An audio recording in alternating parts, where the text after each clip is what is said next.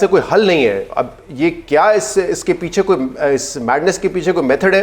It's very difficult to से कि कुछ अच्छा, ऐसा आपने ये कवरेज मतलब आप वहाँ पर मौजूद थे, आपने सारा कवर किया। प्रॉब्लम कहाँ पर आई? यानी कि वो पॉइंट्स तो ट्रंप ने बता दिए जिन पे इत्तेफाक नहीं हुआ, कुछ ऐसे पॉइंट्स भी थे जिन पे इत्तेफाक हो गया था। क्या उस दौरान अबनाए हुर्मुज़ को ब्लॉक करने की बात की गई थी यूएस की तरफ से? देखिए, ऑब्वियसली अमेरिका अगर अबनाए हुर्मुज़ को खोले बगैर, यानी कि जैसे वो 28 फरवरी से पहले था उस स्टेटस पे लाए बगैर निकल जाता है, तो लोग सवाल करेंगे कि रिजीम चेंज आप कर नहीं सके। बैलिस्टिक मिसाइल्स आखिरी दिन तक ईरान मार रहा था, आपने कहा उनका एयर डिफेंस सिस्टम खत्म कर दिया आपने, उन्होंने आपके जहाज भी गिरा दिए।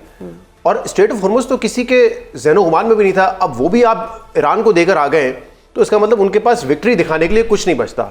तो लिहाजा मेरे ख्याल से जो एक मैक्सिमम पोजीशन थी यूएस की, वो ये थी कि अगर अमेरिका इसको कंट्रोल ना करे या कोई और मुल्क कंट्रोल ना करे तो ये बिल्कुल 28 फरवरी से पहले चला जाए। बट ईरान के अपने इश्यूज है। ईरान ऑब्वियसली एक तो ये चाहेगा कि जब तक ये बातचीत कोई परमानेंट सीज फायर तक ना जाए तब तक ईरान जो है स्टेट ऑफ हुर्मुज़ का लेवरेज अपने हाथ से जाने नहीं देगा। दूसरा, उनको अगर रीबिल्ड करना है तो 2-3 ऑप्शन है उनके पास।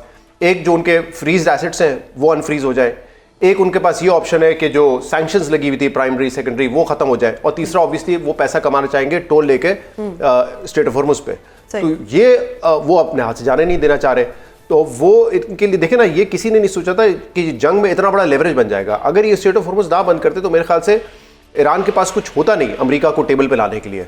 अब जब सवाल ये इंपॉर्टेंट है कि क्या जो अब ये कर रहे हैं डोनाल्ड ट्रंप, उसका ऑब्जेक्टिव क्या है? जो चीज़ वो बातचीत से नहीं हासिल कर सके, जो चीज़ वो पहले जंग से नहीं कर सके, अब वो क्या स्टेट ऑफ हुर्मुज़ खुलवा लेंगे? बज़ाहिर ये नजर आता है कि वो प्रेशर डालना चाह रहे हैं फार ईस्ट एशियन कंट्रीज और स्पेसिफिकली चाइना पे, क्योंकि चाइना का तकरीबन 90% ऑयल जो है वो स्टेट ऑफ हुर्मुज़ से आता है। यानी कि अब जंग सिर्फ ईरान के साथ नहीं, अब चाइना के साथ भी, अब यूके के साथ भी, और ऑस्ट्रेलिया ने भी मुखालफत कर दी है। जी बिल्कुल, फ्रांस और यूके ने तो कहा कि हम मदद नहीं करेंगे। क्या ट्रंप ये अफोर्ड कर सकता है इतनी ज्यादा मुखालफतें? जो मुखालफत इस वक्त अंदर है ना अमेरिका में, वो देखते हुए तो समझ ही नहीं आता कि लॉजिक क्या है ये करने की।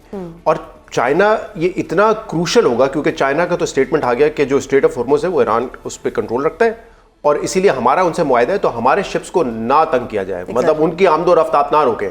लेकिन लेट्स सपोज कोई अगर वैसे जा रहा हो चाइना का, उसको अमेरिका ब्लॉक करता है, वो ईरान नहीं जाने देता, ईरान से निकलने नहीं देता, तो फिर सोचे ना, वो तो हम शायद जिस पे बात कर रहे थे कि वर्ल्ड वॉर 3 हमें एक रुकवाने में कामयाब हो गए, it might be the beginning of it. World war 3 भी हो सकती है, मतलब it might be the beginning. अगर चाइना इन्वॉल्व हो जाए या चाइना की वेसल्स को नुकसान पहुंचाए अमेरिका या उसको ब्लॉक करे, तो फिर सोचे ना सिचुएशन कितनी ज्यादा एस्केलेट हो जाएगी। कि 21 अप्रैल तक जो सीज फायर है वो रहेगा या उससे पहले भी ब्रेक थ्रू हो जाएगा? इट्स वेरी डिफिकल्ट टू से। ट्रंप के होते हुए आप कुछ प्रेडिक्ट करना जो है ना, मेरे ख्याल से वेरी डिफिकल्ट। उस पर आप सट्टा ही लगा सकते हैं कि क्या होगा। बट कल तक जो अपडेट्स हमारे पास थी, दोनों तरफ से दोनों फरीकैन इस चीज़ पे इत्तेफाक करते थे कि जो इंटैक्ट रहेगा आपका सीज फायर, और बल्कि ये भी इतलात थी कि अगर 21 तारीख तक कोई रिजॉल्व नहीं होता ये इशू तो फर्दर भी इसको एक्सटेंड किया जा सकता है, एक टेम्परेरी सीज फायर को एक्सटेंड भी किया जा सकता है। तो हो सकता है आप बमबारी तो ना देखें, लेकिन अगर कोई शिप सामने सामने आती है, कोई वहाँ सिचुएशन बिगड़ती है, तो फिर शायद आप दोबारा वही एस्केलेशन देखें। एक और चीज़, साउथ लबनान में आज भी इसराइल ने हमले किए हैं। और 2 दिन पहले खबरें आ रही थी कि जब इस लेबनान के वजीर आजम ने इसराइल के वजीर आजम से रब्ता किया तो शायद वो भी बातचीत के लिए तैयार हो गए थे और शायद मंगल को वो टॉक्स होने थे। कल हो रही है जी, लेकिन अब उससे पहले फिर बमबारी हुई है। अब ये इसराइल के जो अज़ाइम है वो तो आपको पता है हावी अमेरिका पे भी और पूरे मशरिक़ वस्ता पर, तो इसलिए प्रेडिक्ट करना बड़ा मुश्किल है। ये सवाल मेरा सबसे है कि कोई तो इसराइल को काबू करेगा? कोई नहीं कर सकता। देखिए, अमेरिका माइनस अमेरिका तो इसराइल कुछ नहीं कर सकता, लेकिन इसराइल का इन्फ्लुएंस इतना ज्यादा है अमेरिका पे और स्पेशली डोनाल्ड ट्रंप पे, तो वो तो उसके दिफा में हमेशा आता है। लेकिन अब दिफा में नहीं, वो एक एग्रेसर के तौर पे भी जब इसराइल सामने आ रहा है और अपने अज़ाइम इस खत्ते में बड़ा वाजे कर रहा है, क्योंकि देखें कोई मुल्क हो जहाँ पे गजा हो, सीरिया हो, लेबनान हो, ये वो ममालिक हैं जहाँ पे इसराइल ने अगर एक दफ़ा हमला किया है तो बार बार किया है। तो इसीलिए ईरान पर इस हमले के बाद आपने देखा यहाँ पे भी मल्टीपल टाइम्स हो गया ना, पिछले साल जून में हुआ, इस दफ़ा दोबारा हो गया फरवरी में।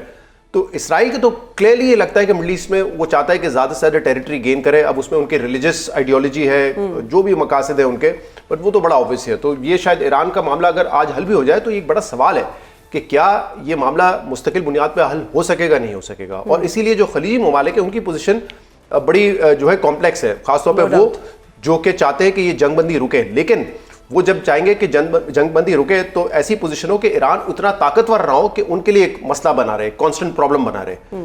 और दूसरा, वो ये भी नहीं चाह सकते, हाँ, लेकिन वो ये भी नहीं चाह सकते ना कि ईरान इतना कमजोर हो जाए कि इसराइल की फिर एक मोनोपोली हो जाए इस पूरे खत्ते में। तो उनके लिए सिचुएशन बड़ी कॉम्प्लेक्स है ना। वो ईरान को एक बहुत ताकतवर मुल्क देखना चाहेंगे जिससे उनको खतरा हो, और ये भी नहीं देखना चाहेंगे कि ईरान मुकम्मल तौर पे ख़त्म हो जाए और इसराइल जो है फिर जो चाहे वो करता रहे इस खत्ते में। क्योंकि आप देखें अब क्या कर रहे हैं इसराइलीज, उनका एक टेम्पलेट जो है ना वो बड़ा कमाल है, नेगेटिव वे में कमाल है। अब वो टर्की के खिलाफ भी एक बयानिया बनाना शुरू हो गए ना कि वहाँ पे जो रिजीम है देखें वो किस तरह ज्यादतियाँ करती है, ह्यूमन राइट्स वायलेशन है, फलाना है।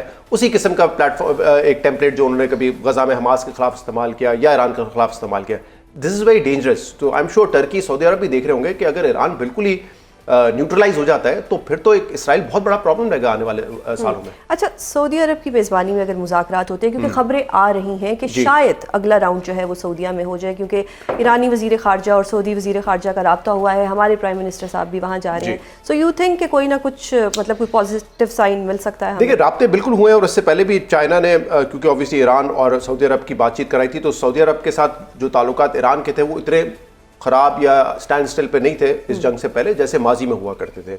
लेकिन बतौर सालिस सऊदी अरब मेरे ख्याल से एक्सेप्ट खुद भी नहीं करना चाहेगा और ईरान का भी मुझे लगता है कि इरादा नहीं होगा कि सऊदी अरब बगैर सालिस करे, क्योंकि सालिस के लिए तो ज़रूरी है ना, या मीडिएटर के लिए ज़रूरी है कि दोनों तरफ से एतमाद हो। अब अगर ईरान ये कहता है कि आपकी सरजमीन पे अमरीकी बेसिस इस्तेमाल होते हैं और हम पर हमला होता है, दूसरी तरफ ईरान ये कहता है कि हम तो फिर जवाब देंगे, और सऊदी अरब कहता है कि जब हमले नहीं हो रहे तो आप क्यों हमारे सरजमीन पे हमले कर रहे हैं। तो मुझे लगता है क्योंकि ये आपस में लड़ रहे हैं, एक दूसरे पर अटैक कर चुके हैं, सऊदी अरब की तरफ से उस तरीके से तो नहीं हुआ, लेकिन यूएस ने बेसिस उनका इस्तेमाल अगर किए हों तो मेरे ख्याल से उनकी वो पोजीशन है नहीं जिसपे वो सालिस का रोल प्ले कर सकते हैं। I think this is more to do with the talks जो हो चुकी है, क्या वे आउट निकाला जा सकता है। खलीजी ममालिक भी नहीं चाहेंगे कि ईरान का कंट्रोल रहे स्ट्रेट ऑफ हॉर्मुज़ पे। दूसरा, पाकिस्तान का अपना भी एक इशू है, आपने देखा वजीर ख़जाना भी यहाँ पर आए थे और उसके बाद ये खबर भी आई कि तकरीबन $5 बिलियन जो है वो कतर और सऊदी अरब हमें दे रहे हैं, तो वो एक पाकिस्तान के लिए इंपॉर्टेंट इशू है। आई थिंक ये इशू भी वहाँ पे वो भी तो हमें वापस करना होगा ना। अगर मैं माशी इशू की बात करूँ तो वो भी तो वापस करना है, पाकिस्तानी अवाम नहीं वापस, आज यूएई ने मांग लिया ना, और वो 30 साल पुराना एक कर्ज अभी तक चल रहा है। उसमें तकरीबन $450-500 मिलियन जो 1996 के थे, 30 साल पुराने थे, जो हमने उनको वापस करने हैं। तो वो पैसे तो जो भी आप कर्जा लेंगे वो तो वापस कर रहा होगा, बट शॉर्ट टर्म में क्योंकि पाकिस्तान के तकरीबन $4.8 बिलियन का आउटफ्लो होगा, जिसमें $3.5 बिलियन यूएई के हैं, यूरो बॉन्ड्स के 1.3 बिलियन है, तो हमें कहीं ना कहीं से अपने फॉरेक्स रिजर्व्स को मेंटेन करने के लिए ये हेल्प फिलहाल चाहिए होगी। लेकिन आइडियली यही होता है कि फॉरेन एक्सचेंज रिजर्व जो है वो आप अपना एसेट बिल्ड करें ना, एक्सपोर्ट से लेकर आए, एफडीआई से लेकर आए, इन्वेस्टमेंट्स लेकर आए, वो तो आ नहीं रहा, वो नहीं आ रहे। तो हमारा सारा जो फॉरेन एक्सचेंज रिजर्व है वो बिल्ड हुआ है ऑन द लोन्स।